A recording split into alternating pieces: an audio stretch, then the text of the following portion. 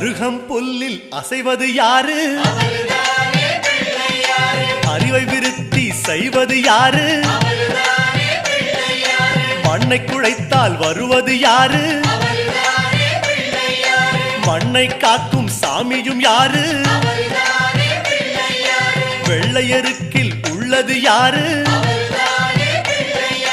வெற்றி கொடுக்கும் நாயகன் யாரு? முன்னே வந்த சாமியும் யாரு? அவரும் வாழ்வது எங்கே கூறு?